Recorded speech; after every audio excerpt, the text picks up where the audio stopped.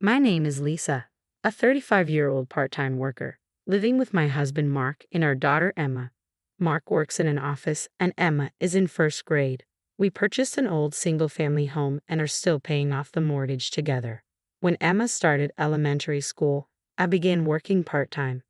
Mark is the eldest son, but his younger sister Nancy married before us and settled somewhat comfortably in their parents' house, living with their father. My father-in-law seemed open to anyone taking over the house, except Nancy, who claimed it as hers, stating, "I'll take care of Dad, so I'll take the house." When Nancy got married and moved into her parents' house, her mother had already passed away, leaving her father in good health, so she didn't have to care for him. The house was large, and I remember being surprised when I first visited it before getting married. It had a splendid gate and an expansive plot of land, which made me ask Mark, "Could it be that your parents are wealthy?" During our dating days, Mark never gave the impression of being wealthy, but the grandeur of his parents' house was quite a shock. Mark denied it, but the interior of the house was equally impressive, surprising me even more. According to Mark, his grandfather had been wealthy. The family faced financial difficulties during his father's generation. He chuckled, explaining that while the house left by his grandfather was large, it was old and uncomfortable to live in. Mark assured me when we got married that since Nancy would take care of their father, I would never have to worry about it. Our plan was to let Nancy inherit the house for taking care of him, so we bought our current house. Even from my father-in-law's perspective, he seemed more comfortable being looked after by his daughter than his daughter-in-law should he become bedridden and need care in the future. However, during visits for Christmas or summer holidays, Nancy often mistreated her father. She treated him as an outcast during meals, and if Mark or I tried to join them, she would angrily assert, "Dad likes to eat alone. Don't you fear." After meals, when I went to my father-in-law's room to talk, he expressed his dissatisfaction with Nancy. "I don't want to live in this house because Nancy gets in the way," he confided. According to him, he always eats separately from Nancy's family and receives fewer side dishes, despite Nancy receiving a decent amount of money for living expenses from his pension. Nancy had promised to take care of her father but doesn't do his laundry or much housework in general. My father-in-law ends up doing most of the cleaning inside the house and takes care of all the gardening himself. Even Nancy's husband and children, who live with them, don't treat my father-in-law with respect. When he once asked Nancy's husband for a ride to the horse race track on his day off, since my father-in-law doesn't drive, he was dismissed rudely. "I'm not your chauffeur. If you want to go to the races, use a taxi. If you have money to waste on horse racing, contribute it to living expenses," Nancy's husband retorted dismissively. My father-in-law tried to brush it off as a light-hearted comment, but he was strongly reprimanded.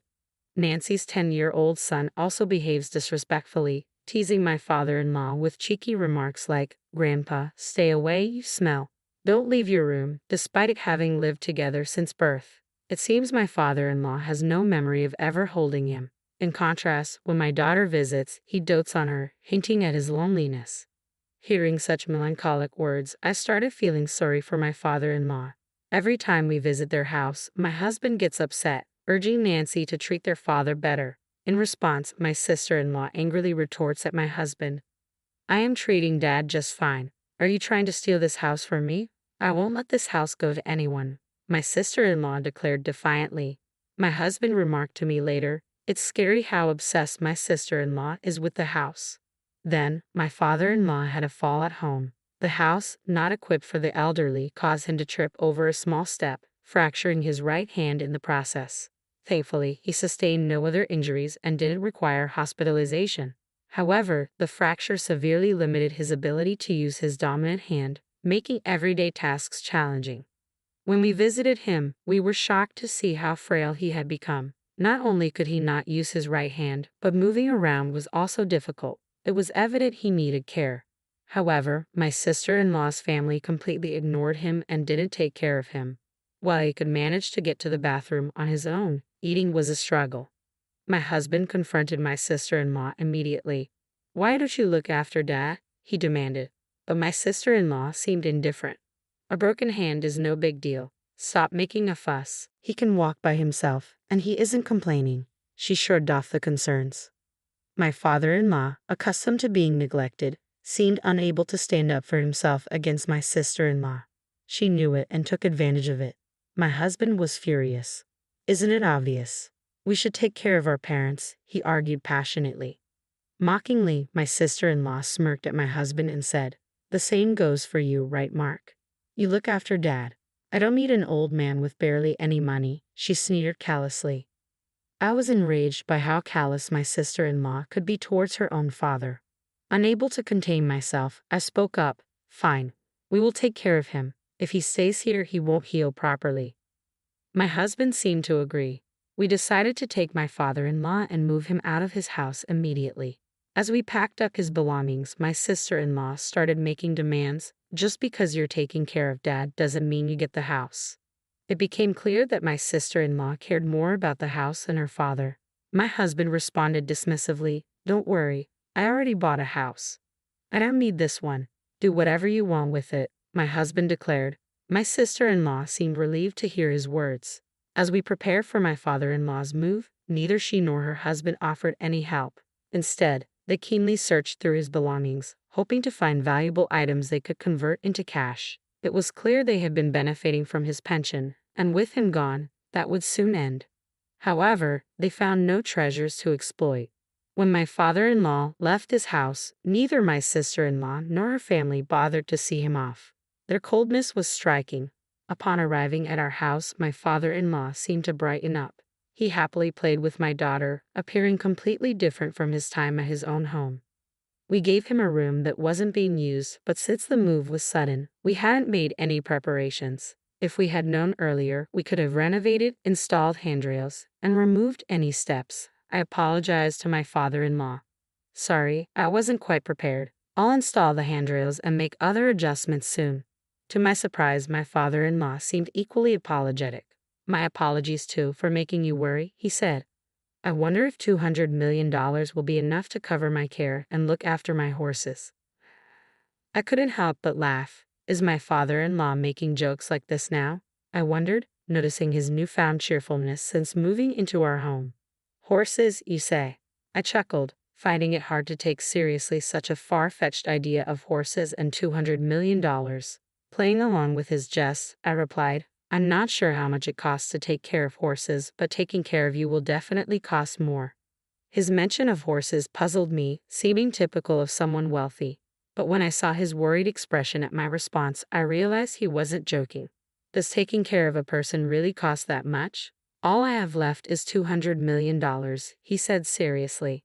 In a panic, I reassured him. My earlier comment was just a joke. $200 million is plenty, more than enough, in fact. I immediately sought my husband for clarification on the horse business and the $200 million. He too was puzzled but recalled his grandfather mentioning wealth from land ownership. "Do you remember my granddad being a wealthy man?" he asked me. "Maybe Dad owned horses," he mused. Together, we approached my father-in-law for the full story. It turned out he had owned horses for years, making frequent trips to the racetrack not to bet but to check on his own horses. He had kept this part of his life secret from his family, so my husband and his sister had no idea. With his broken hand, my father-in-law was now seriously considering his future. He feared that revealing his horse ownership and $200 million in assets to his daughter and son-in-law might lead them to demand it. Perhaps my mention of home modifications had sparked this concern, prompting him to confide in me about his situation. Understanding his worries, my husband cheerfully reassured his father, easing his concerns about the future. "I'm not sure how much it costs to take care of horses, but if you've got $200 million, you should be okay. We'll figure out your caregiving expenses, so just leave it to us," my husband reassured my father-in-law confidently. After confirming with the person who had always looked after the horses that there would be no issues, we put the horse issue to rest. Now knowing that my father-in-law was quite wealthy, I began to see him in a slightly different light. I couldn't help but imagine his daughter's regret for kicking him out despite his considerable assets. The thought brought a sense of satisfaction. Since my father-in-law moved in with us, our lives had changed. Balancing my part-time job and caring for him was hectic, but my husband pitched in, and we managed. With him at home, my daughter found a new conversation partner, and he seemed happier. His walking had improved since moving in, and even before we finished the home modifications, he could walk slowly with the help of a cane. Although his broken hand hadn't healed yet, he was practicing eating with his left hand. Back at his previous home, his nephew would complain whenever he left his room, and he hadn't been very active. Whenever he tried to go to the racetrack, his son-in-law would show annoyance. This lack of activity might have led to his muscles weakening, contributing to his fall. On sunny days, he could now go for walks with the help of my daughter.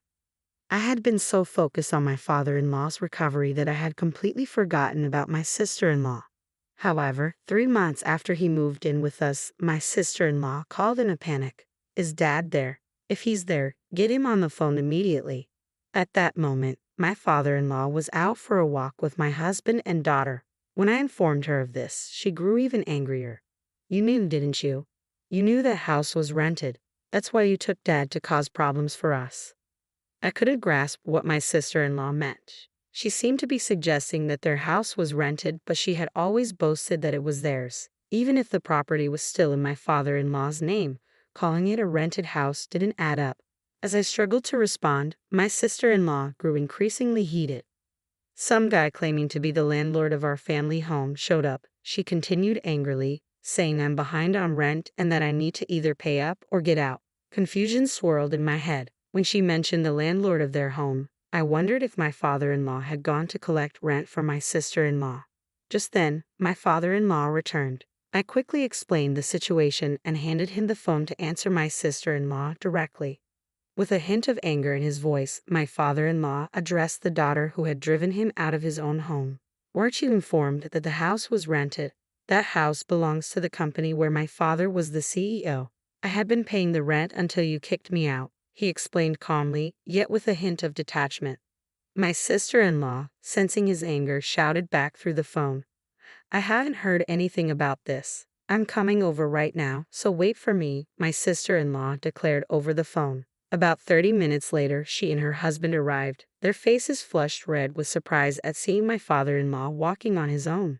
However, there were more pressing issues at hand as my sister-in-law erupted once more. "I thought the house and land belonged to you, Dad. Did you deceive me?" she accused.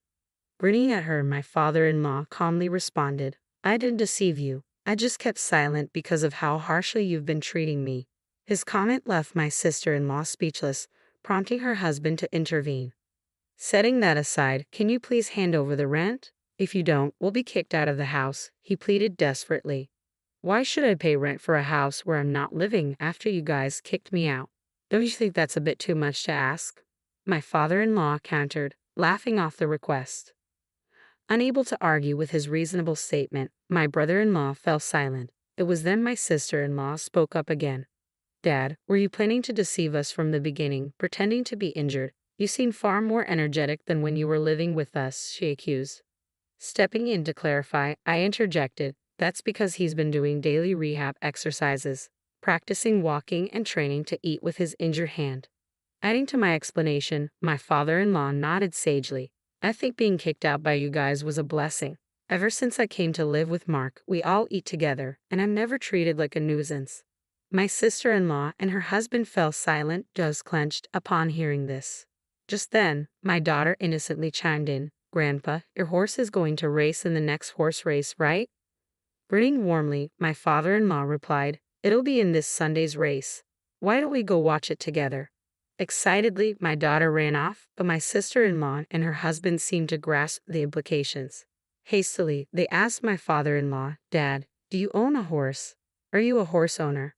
With a smug look on his face, my father-in-law finally admitted, "I kept silent because I figured if I told you about money, you'd just take it."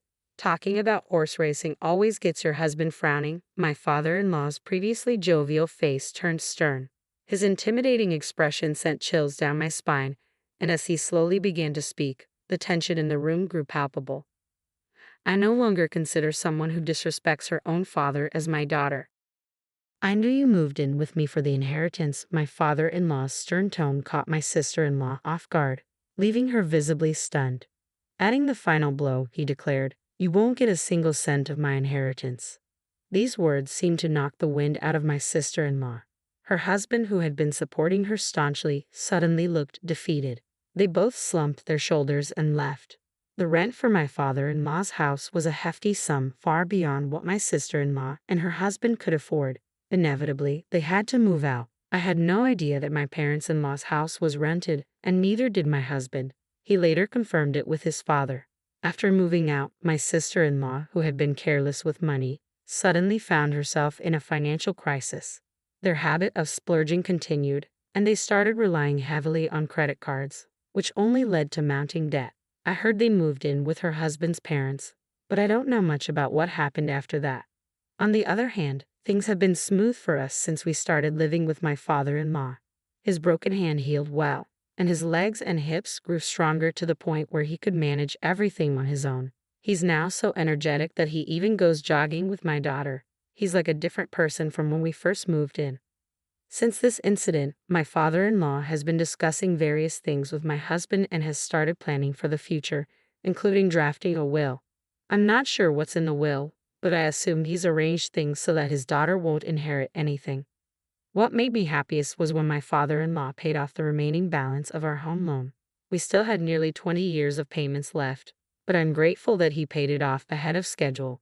With the loan fully paid, my father-in-law is now considering renovations to make our home more accessible. He talks about his plans with a smile, but I don't want him to talk about becoming bedridden anytime soon. I want him to stay healthy